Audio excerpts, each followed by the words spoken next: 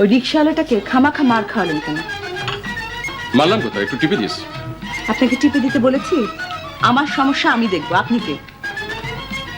তুমি অ্যাংরি হচ্ছ কেন? অকারণে angry is bad for health. কথায় কথায় ইংরেজি বলবেন না। যে ভাষাটা জানেন না সেটা বলতে যান কেন? আমি ইংরেজি জানি না? কে বললো তোমার? হু টোল্ড?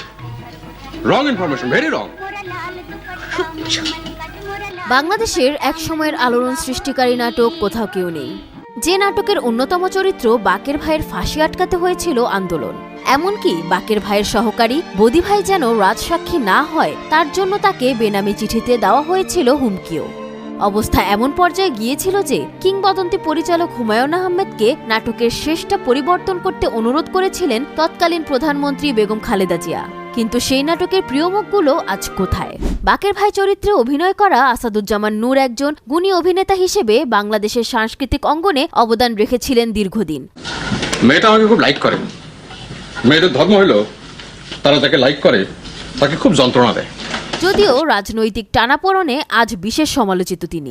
মুনা চরিত্রে অভিনয় করা সুবর্ণা মোস্তফা অভিনয় ও সাংস্কৃতিক জগতের পরিচিত মুখ ছিলেন দীর্ঘদিন, যদিও এখন তিনি অনেকটাই আড়ালে। চোরের মেয়েকে তো মামা চোরের মেয়েই বলতে হবে, ফেরেশতার মেয়ে তো বলতে পারবো না। লুৎফুর রহমান জর্জ এখনও নাটক, সিনেমা এবং ওটিটিতে সমানভাবে ব্যস্ত সময় কাটাচ্ছেন। বিশেষত আয়নাবাজি চলচ্চিত্রে অভিনয় করে তিনি ব্যাপক জনপ্রিয়তা অর্জন করেছিলেন। বড় বোনের কাছে থাকতাম, আর সকালে বসে আর যেন বাসায় ফিরে না যাই।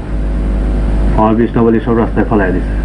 আফসানা মিমি, যিনি অভিনয়ের পাশাপাশি নির্মাতা হিসেবেও সফল। আমাকে আপনি করে বলছেন কেন? আমি ক্লাস 10-এ পড়ি। অন্যদিকে মাহফুজ আহমেদ এখন অভিনয়ের চেয়ে প্রযোজনা ও অন্যান্য সৃজনশীল কাজে বেশি সময় দিচ্ছেন।